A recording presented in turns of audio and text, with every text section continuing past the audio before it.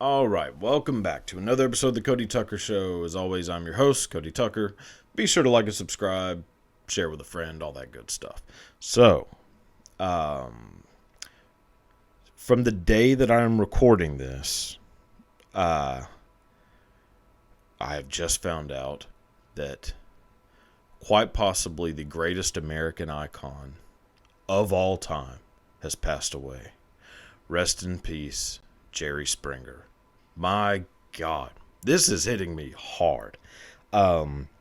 Which I know that for a lot of people, they feel like nostalgia for certain shows. Like the main one that you hear about is people who say, oh, whenever I was a kid, if I stayed home sick from school, watch Price is Right. So whenever they see Price is Right, they feel like that nostalgic feeling of being a kid, staying home from school sick, and watching old Bobby Barker try to help a 90-year-old woman spin a giant fucking wheel.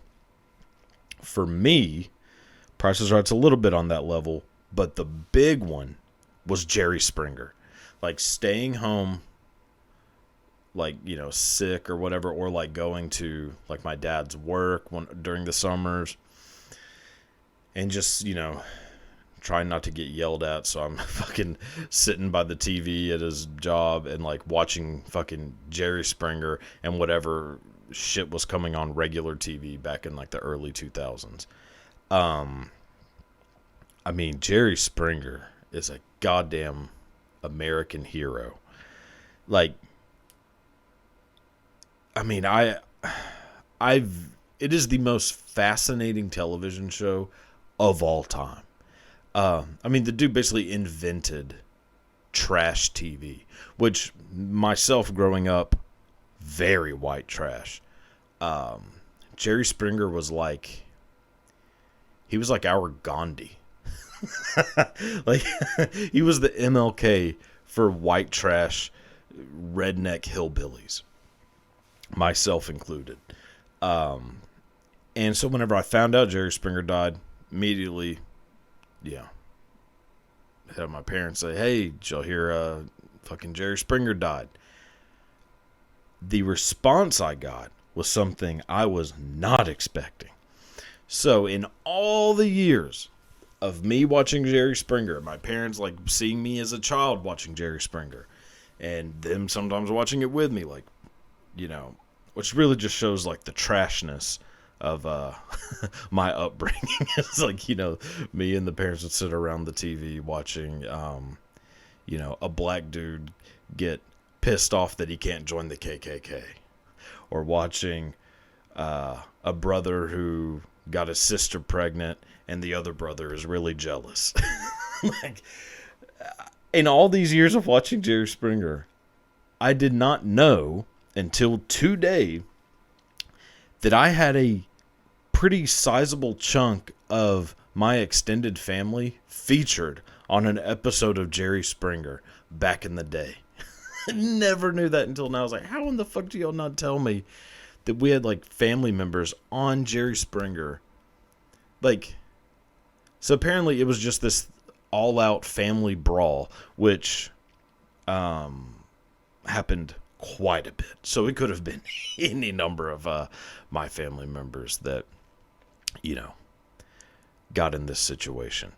But yeah, there was like a family event where it ended up turning into just a giant white trash brawl.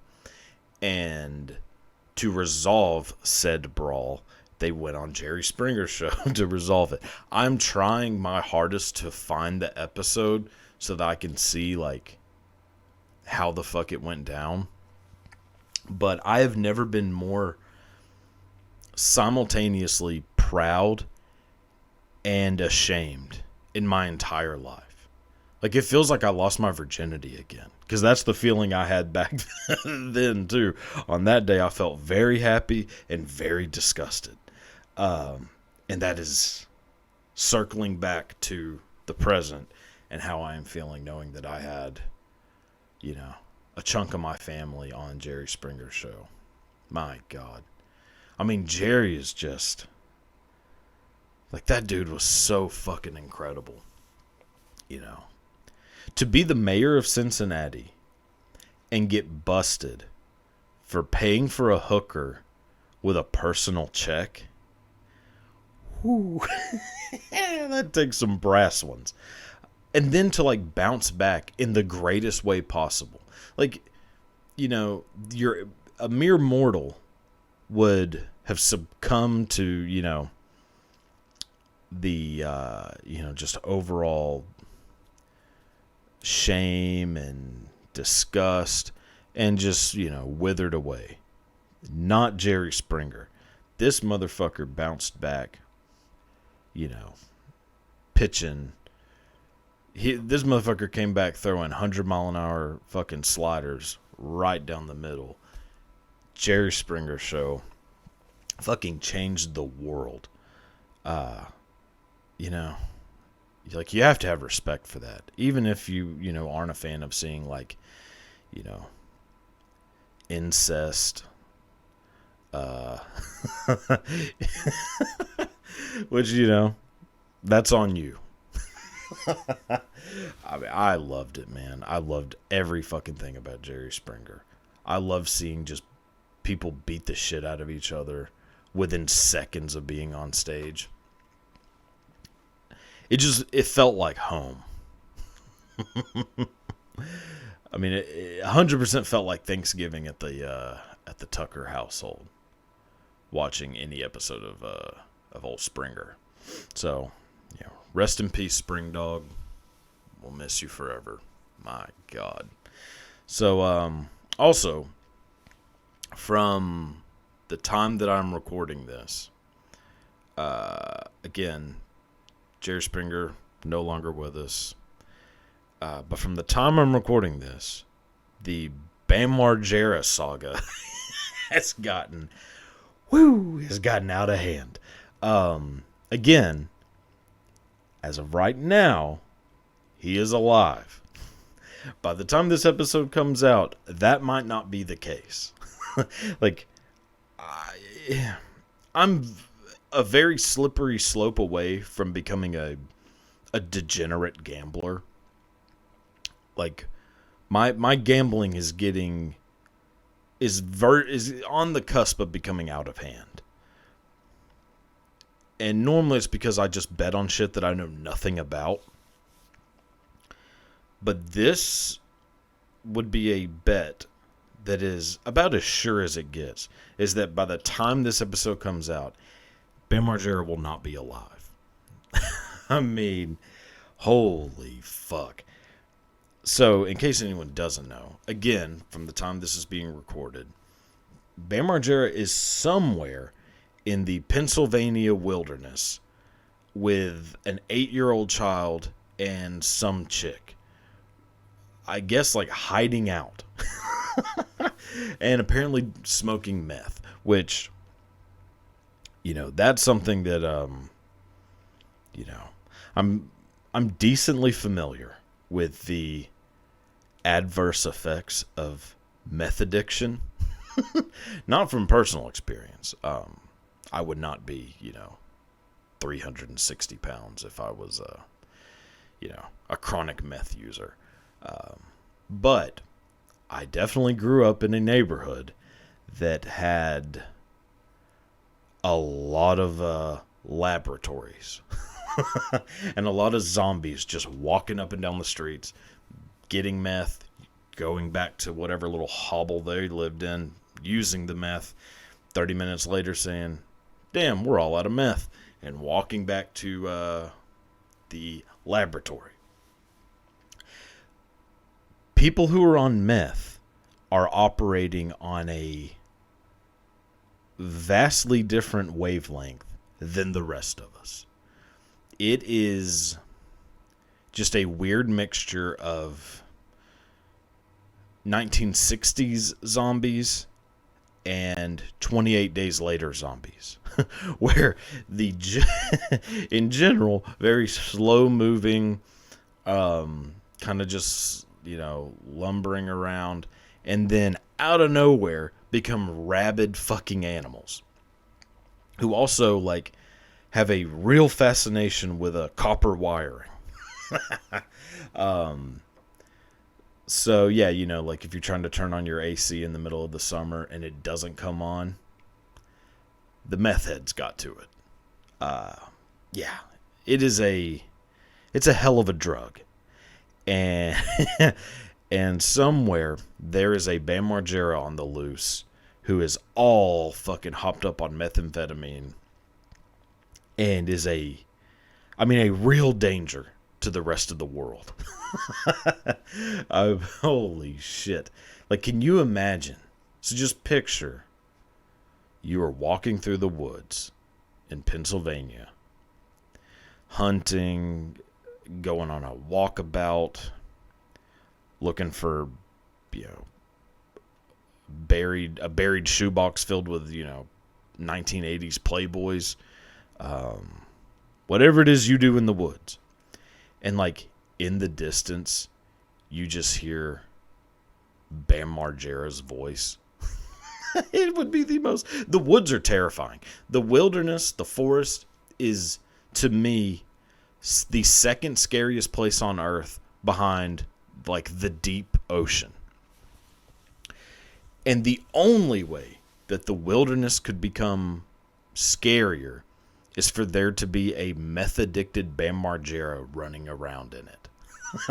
I would much rather there be a Bigfoot, a, Deliverance gang of, butt-fucking hillbillies, take them panties off.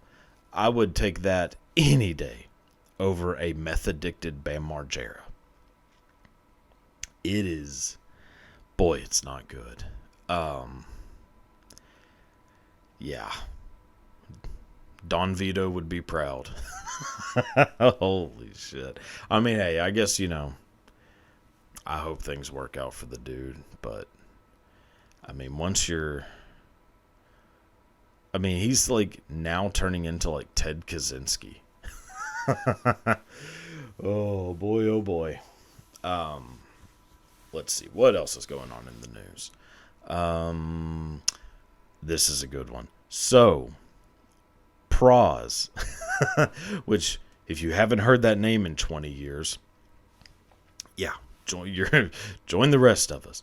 So Praz, former 1/3 of the hip hop group Fugees, obviously along with Wyclef and Miss Lauryn Hill, is basically about to spend the rest of his life in prison for helping the Chinese government to completely like persuade U.S. presidential elections.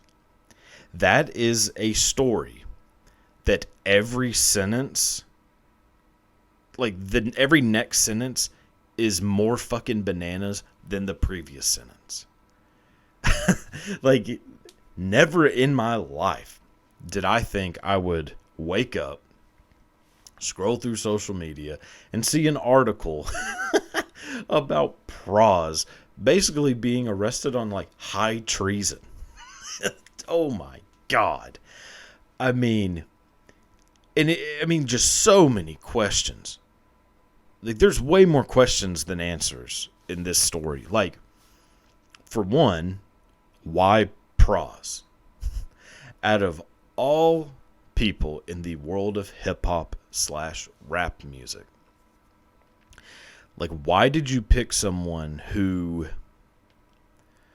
like, Praz? One, the Fugees haven't been relevant in over 20 years. Two, out of the Fugees, he's the third most relevant, and there's fucking 3 of them. Like, it makes, like, in what way is someone going to vote a certain way because Praz told them to? I would be much more likely to vote for a candidate. Fucking Trick Daddy has a much higher chance of swaying my vote than Praz. For one, I'm a massive Trick Daddy fan, so I'm actually kind of being serious with that. But, so, like, in my head, what I was thinking is, so, like, how in Russia, they're still watching, to them, new episodes of Knight Rider and TJ Hooker because they're like 30 years behind. Like, is China the same way?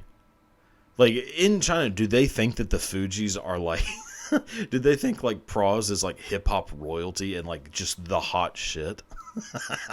Like, I mean, they must just not know that we don't give a fuck about Praz anymore. And haven't for a long time. One time. I mean, it is... Boy, it is bizarre. Like, finding out that Praz helped rig, and actually, according to the article, multiple elections. Finding out that Joe Biden is president because of Praz. I mean, it'd be like finding out that, like, that Mr. Cheeks was responsible for 9/11. Or like Raekwon was responsible for fucking coronavirus. Which, Wu-Tang, Wuhan, close enough. God, it is just so weird. You know, I thought after like 2020... because everybody thought the year 2020 was going to be an incredible year, blah, blah, blah. Then Kobe Bryant dies, and then everything goes to shit. Now, whether the two things are related, who knows? But I feel like... So there's... to go even like more into the weeds, there are some people who have a theory that because the world was supposed to end on December 21st, 2012... and it didn't, there are some people who think that it actually did, and we all died that day. The whole world was destroyed, and we are all living in just this weird fucking multiverse parallel, existence. Which I immediately think, oh, somebody's been doing DMT. But also, the more that shit like this happens, the more I think, yeah, it might have.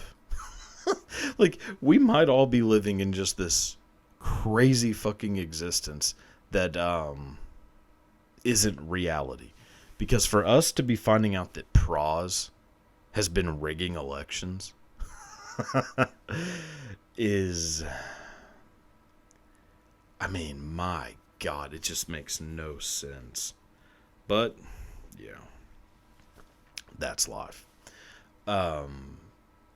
So the last thing I was going to talk about is there is just something I've been noticing, like, in general, is this trend of, like, hot white chicks making documentaries about how hard their lives were.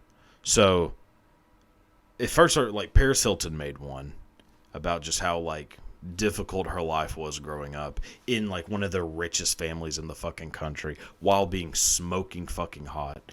Then Pamela Anderson made one about how difficult it was to be Pamela Anderson in the 90s. And apparently now Brooke Shields is making one. Same exact situation. It's boo-hoo. Whenever I was young and hot, I was treated with disrespect. I have never felt less sorry for someone than Paris Hilton, Pamela Anderson, and Brooke Shields. Sorry, I mean, sorry to sound crass, but, it's so weird seeing, like hot white women have the easiest existence of anyone in the world.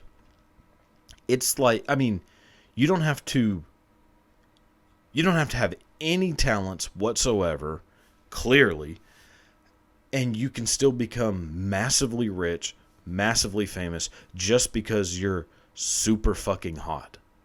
Like Brooke Shields, Pamela Anderson, Paris Hilton, arguably three of the most attractive, like, in their prime, most attractive women to ever live. And... like, I'm somehow We're somehow supposed to all say, we're so sorry that you had some difficulties in your life. I mean, look, apparently Pamela Anderson got an unwanted look at Tim Allen's Tool. Boo-hoo. You know, to have the life that Pamela Anderson has had, the ease of that life, the things I would do to Tim Allen, like if that was the trade-off, and all she had to do was just kind of look at it on accident, sort of. I mean, I would have gotten Eiffel Towered by him and fucking, what was his name, Richard Kind, while the fucking neighbors, like, looking over the fence. Like, I mean, I'm not saying, like, it does, it's not, I'm not saying it's okay, but to make these, like, documentaries, and I think Pamela Anderson wrote a book about it, like, to make all this shit centered around, like, how difficult, like, these traumatic events. I'm just saying, there are people who have it a hell of a lot worse.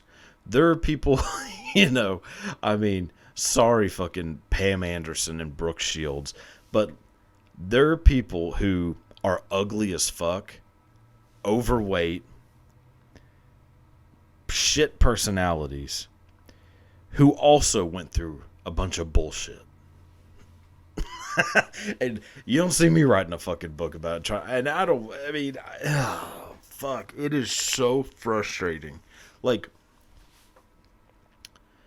do you ever, okay, like, white women are, like, hot white women are basically the pet cats of humans.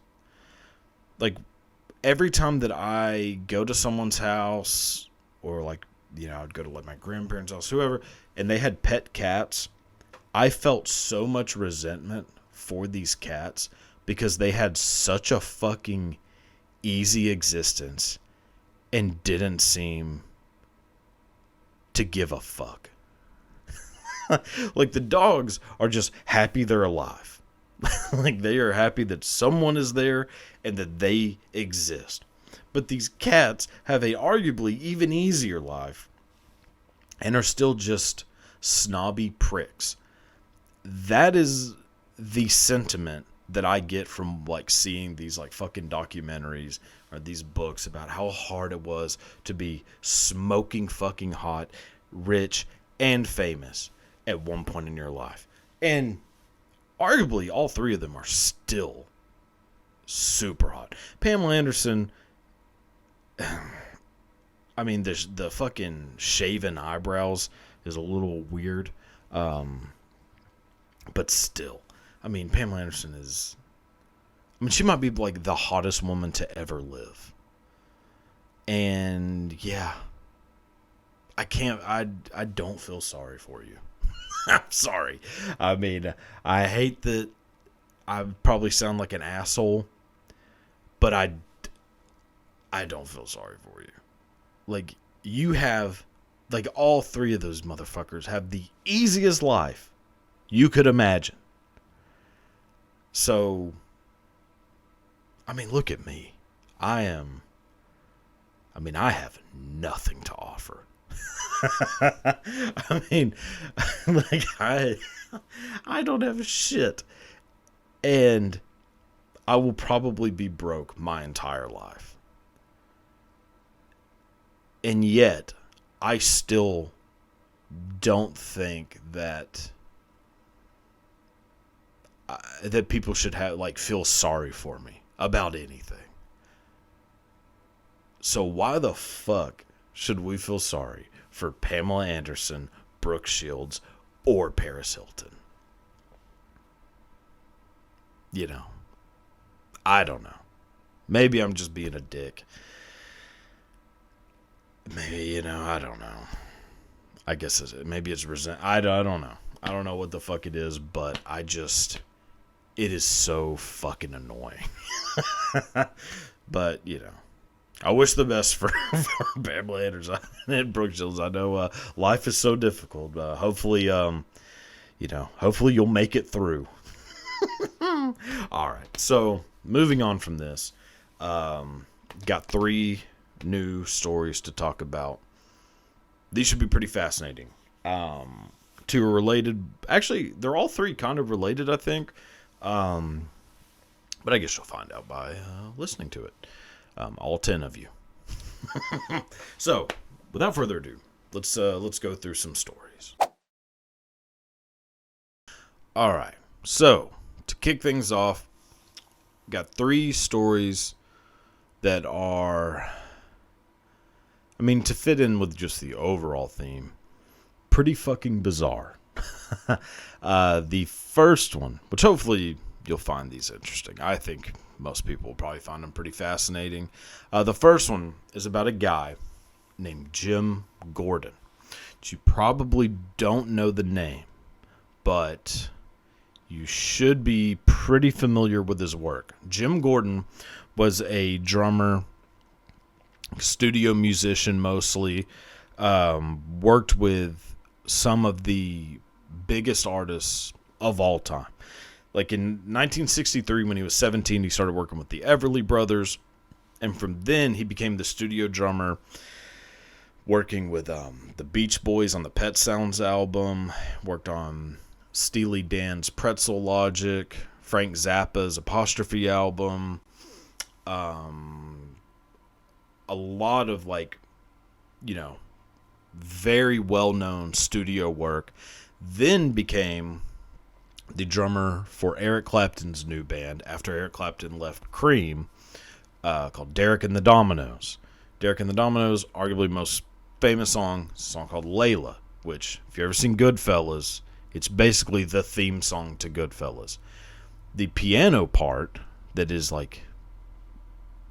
this famous kind of interlude between the regular part of the song and then the kind of ending was written by Jim Gordon. So this guy was a studio drummer, allegedly wrote the piano part. There's some discrepancies on whether or not he actually wrote it or whether it was his girlfriend's sister or something like that.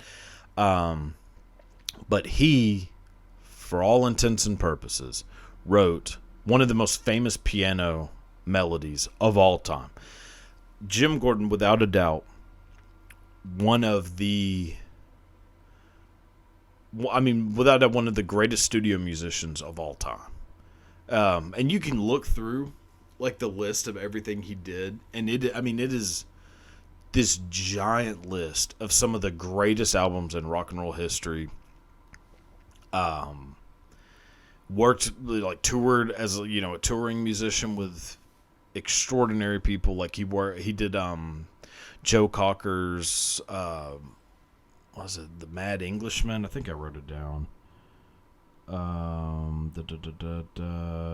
Mad Dogs and Englishmen tour.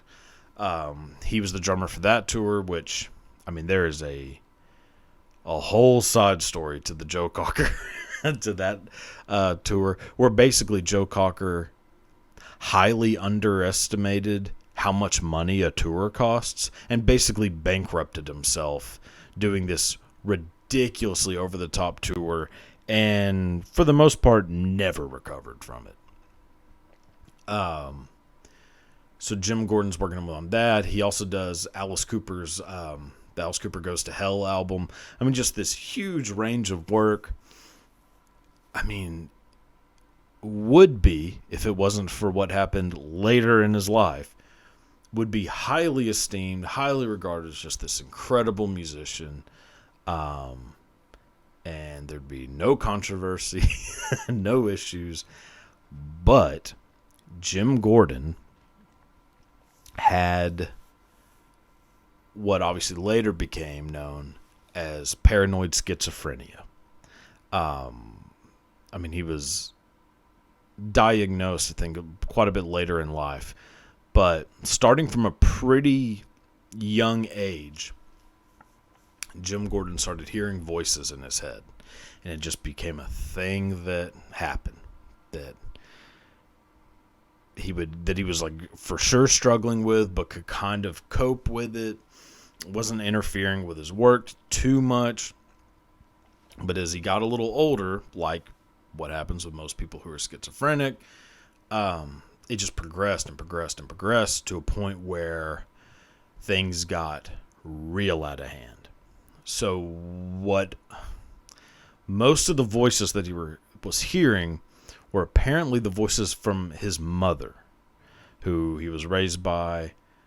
There's mixed readings on what their relationship was like, but a lot of what you read about their relationship was that she was not great. And so Jim Gordon, one night in 1983, went to his mother's house after just a night of just constant hearing these voices. Guess just got to a breaking point. Went to his mother's house, took a hammer, and just smashed her fucking head in, and then stabbed her to death with a butcher knife. And I mean, that's pretty much the story of Jim Gordon. I mean, I hate to leave it off on such a shit note.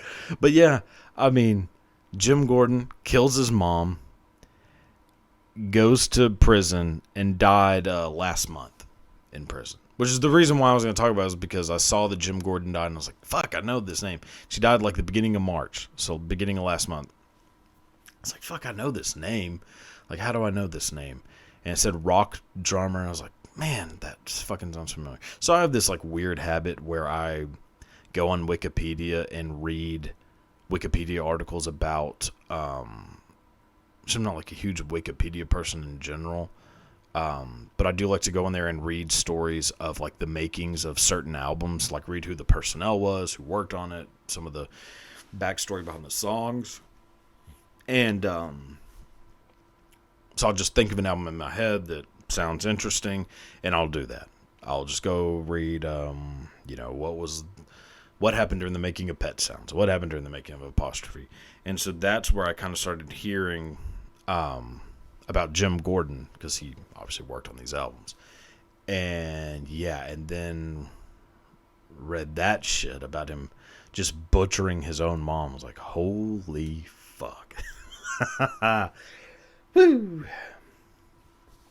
Wild. So now, Jim Gordon thing is just like a little hors d'oeuvre, an amuse-bouche, if you will.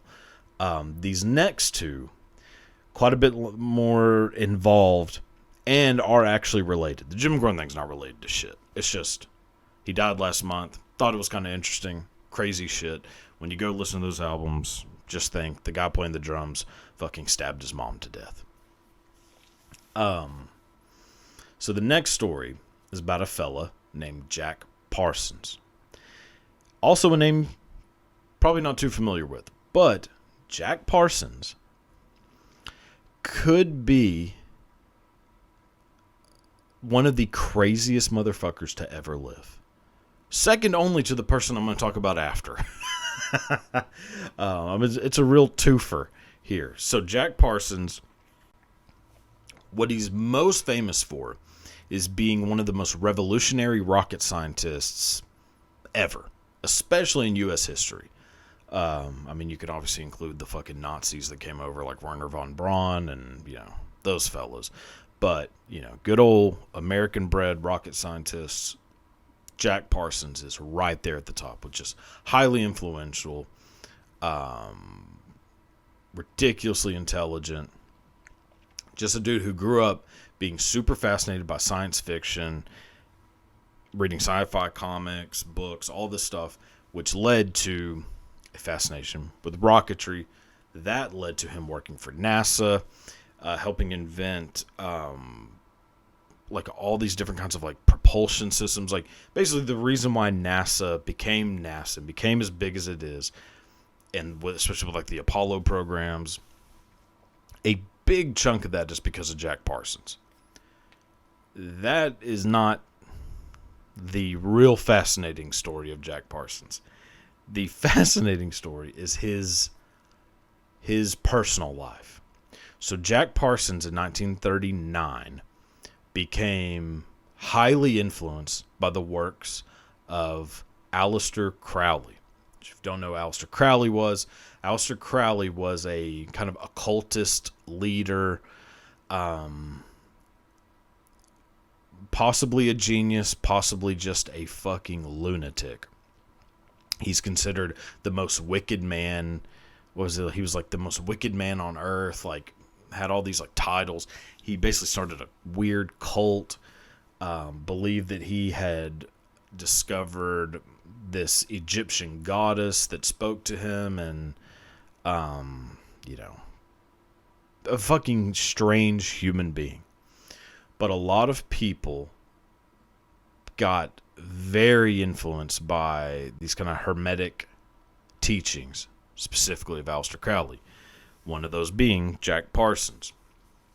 So Jack Parsons, when he's not, working for NASA, is living in this bungalow where he invites all these people over, has all these people at his house who are also, they're called Thelemites, because they believe in the religion of Thelema, which is Aleister Crowley's cult. And they basically just do weird fucking conjurings and rituals.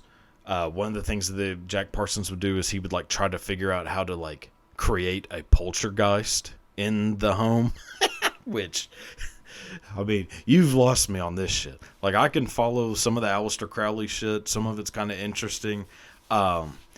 Making your house haunted, I'm out. So that's one of the main things they were doing. He also,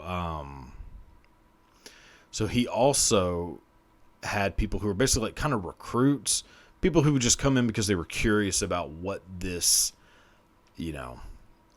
cult was doing. One of the people who came in was this young fella, very charismatic, according to Jack Parsons. So Jack Parsons ended up writing letters about this person to Aleister Crowley, saying, quote, is in touch with higher intelligence. So Jack Parsons thinks this is the guy who's basically going to create this weird hermetic occult existence on Earth. That person was a fella named L. Ron Hubbard. You probably should be familiar with that name. L. Ron Hubbard is the guy who would later, after his involvement with Jack Parsons, would go on to create this sort of philosophy, psychology system called Dianetics, which would transform into the Church of Scientology. L. Ron Hubbard and Jack Parsons hit it off fucking immediately. Aleister Crowley, not a fan of L. Ron Hubbard. Aleister Crowley's like, this dude's a fucking lunatic. He needs to go. Jack Parsons, you need to stop messing around with L. Ron Hubbard. Jack Parsons, too much in his head thinking, this is the guy that is going to change the world. So at the time, Jack Parsons was married to this one woman, left her for her younger sister, which fucking baller move. He also then wants to do this ritual with L. Ron Hubbard where they basically do, it's called the Babylon, hold on, I wrote it down. It's called so he wants to do this ritual called the Babylon Working. The Babylon Working, according to, their occult beliefs, would bring forth this goddess who would be like the most beautiful woman to ever live, blah, blah, blah, and would like create like the new Babylon. That's a very big connection with a lot of these fucking crazy people, is their fascination with Babylon. And to perform this ritual, the person doing the ritual, which would be Jack Parsons, would have to do the, ceremony itself while masturbating onto these like holy stone tablets while the sidekick, L. Ron Hubbard, would sit in the corner and take notes and like recite these, spells basically. And so they did that, I think, multiple times.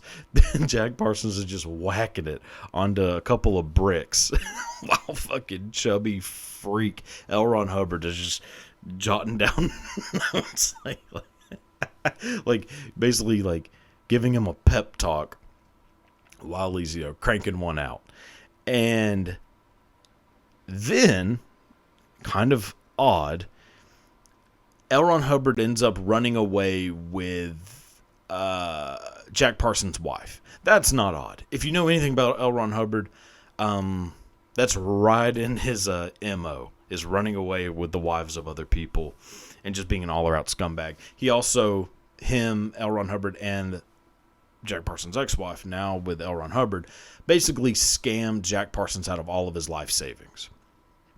But before that happened, they do the Babylon working, and pretty much immediately, I think within a very short amount of time, this woman shows up to the bungalow, a woman named Marjorie Cameron, who, by all accounts, my account also, smoking hot. Like, if you look up pictures of Marjorie Cameron, which I'm going to put one here,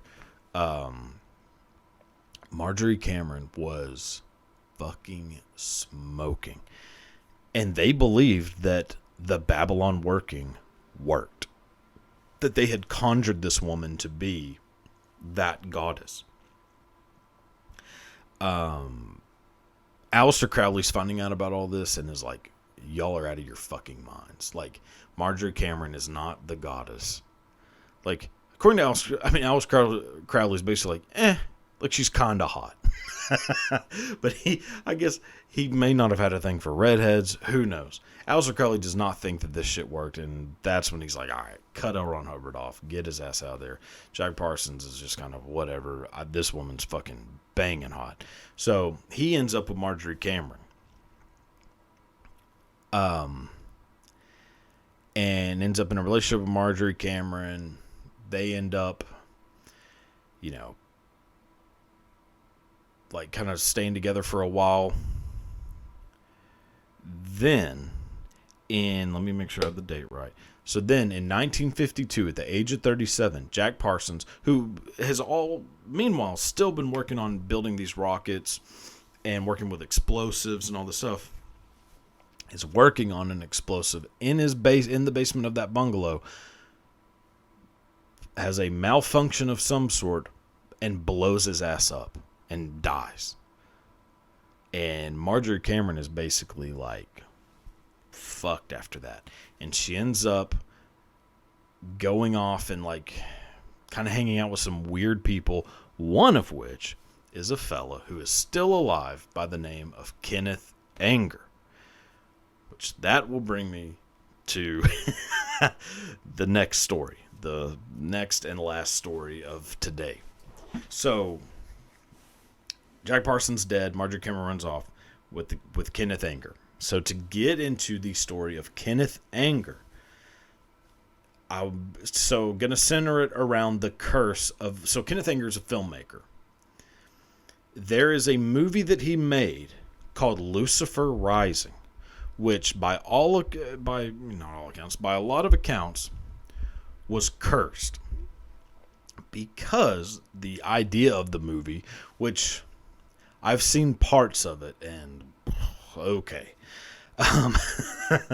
Lucifer Rising is basically a movie about like conjuring Lucifer on Earth. And according to Kenneth Anger and some other people, he actually did it. And if you watch the movie, you are seeing an actual ritual, like an ancient ritual for conjuring, evil spirits of sorts, aka Lucifer.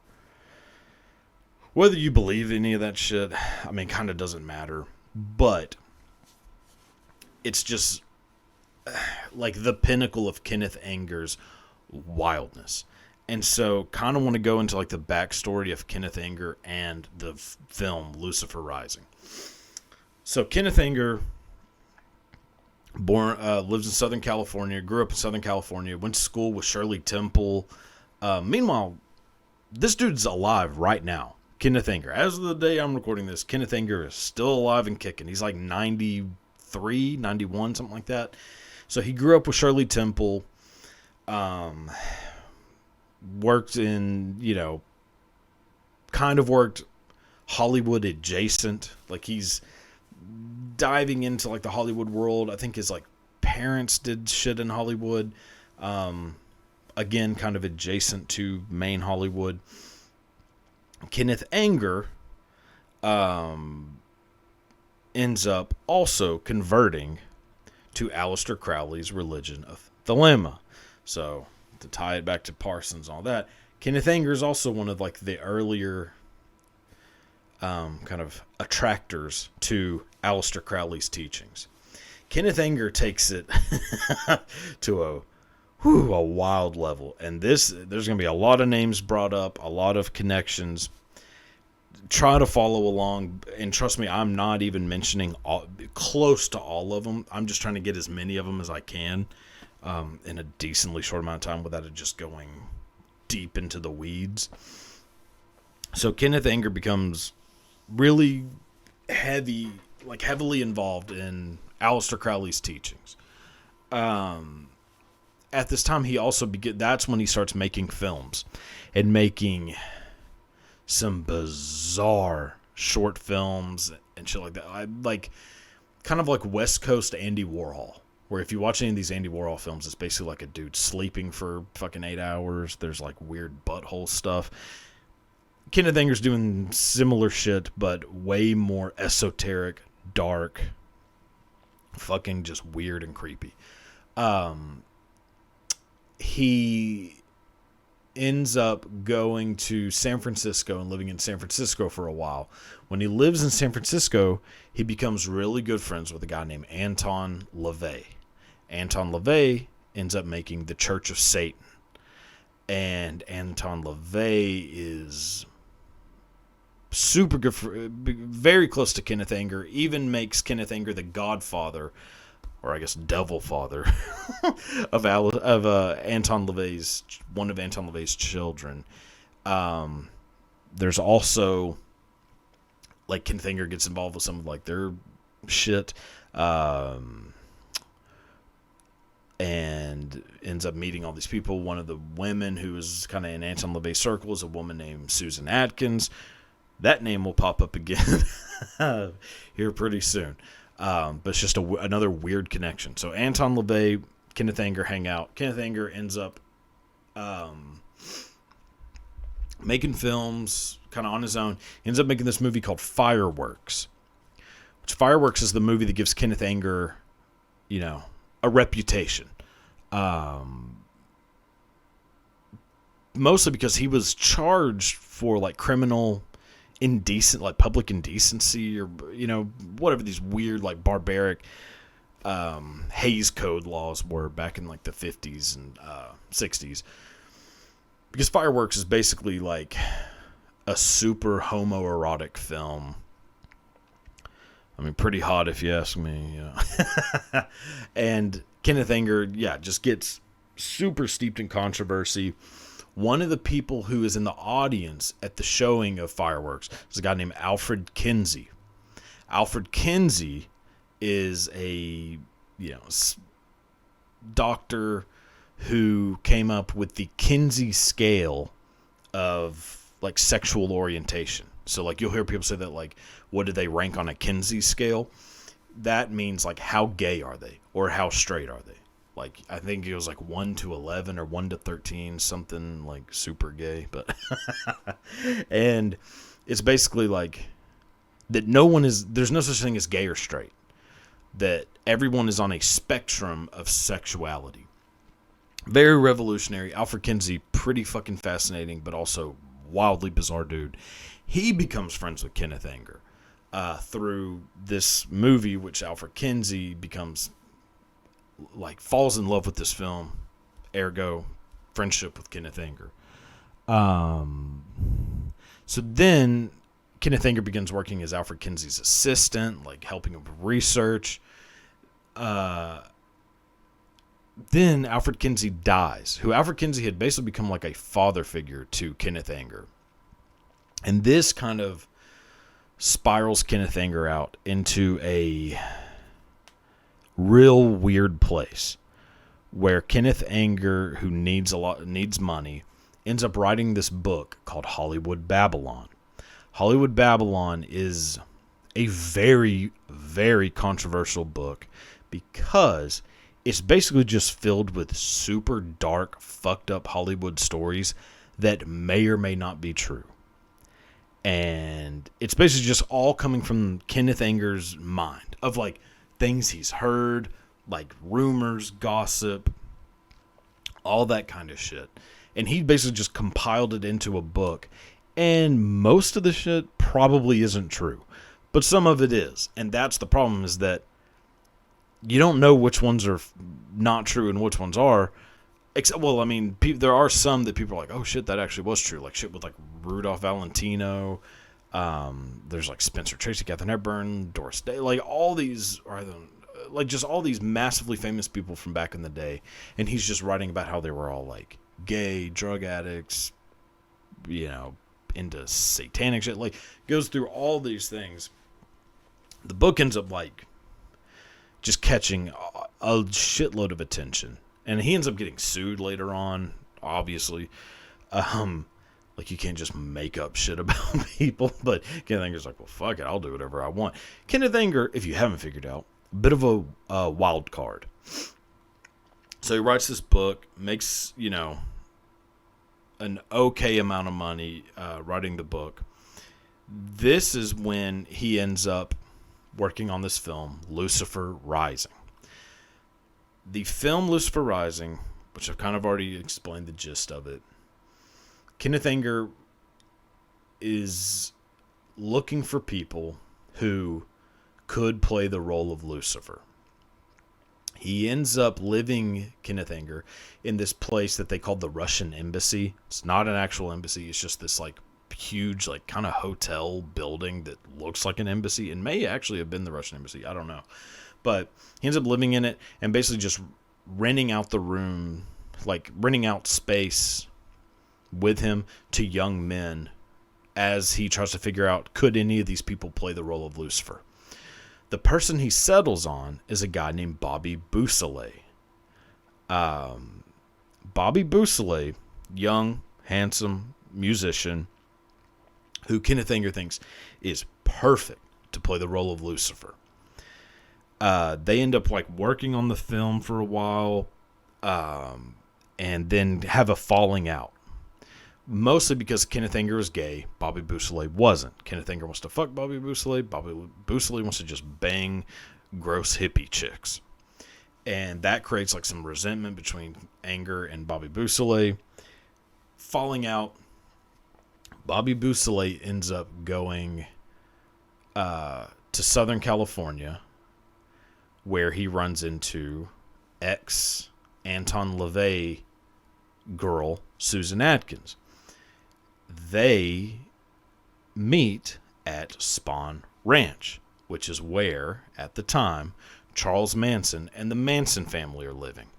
Bobby Beausoleil, under orders of Charles Manson and may or may not, like, alongside Charles Manson, torture and murder a guy named Gary Hinman. Bobby Beausoleil gets arrested, goes to prison, I believe, still in prison to this day. So there's the weird Anton LaVey, Susan Atkins, Charles Manson, all this shit tied together through Kenneth Anger. So Kenneth Anger falls out with Bobby Beausoleil. He's like, well, fuck, who the hell's going to be my damn devil?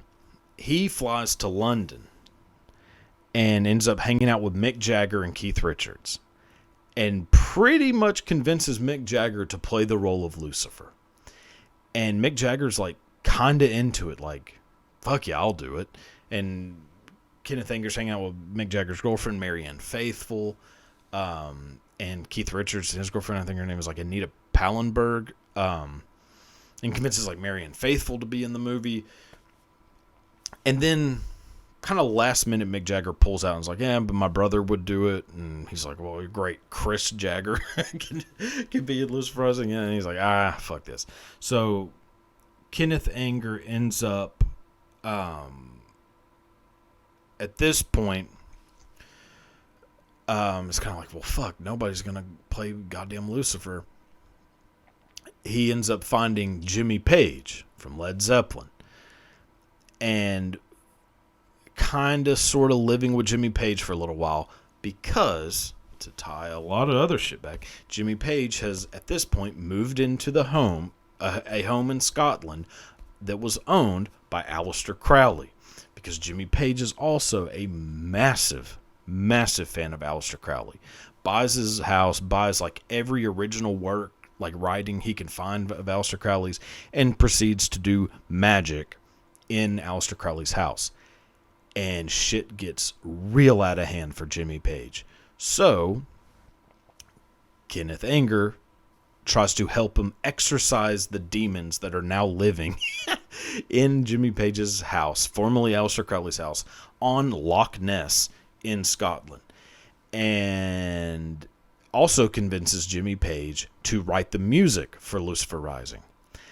They end up having a huge falling out, and Kenneth Anger puts a curse on Jimmy Page, which, as of 2023, motherfucker doesn't seem to be too cursed, but says basically that like he put this like death curse on Jimmy Page.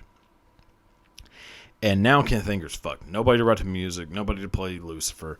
So he ends up finding just some random dude to play Lucifer, and ends up contacting from prison Bobby Beausoleil, former musician, to write the music for Lucifer Rising. So if you watch the movie, which I don't necessarily recommend, it's fucking weird and it's not really that great. But if you watch it and you hear this weird music, that person making it is a guy who tortured and murdered someone. So let me just reverse that and say that again. So the guy who wrote the music for that movie is a guy who tortured and murdered someone under the guidance of Charles Manson. And yeah, Kenneth Anger stayed kind of involved with, kind of the outer edges of art, all the way up until now. Dude is still alive, still kicking. Yeah, that's the story of Kenneth Anger. So, with that, goodbye.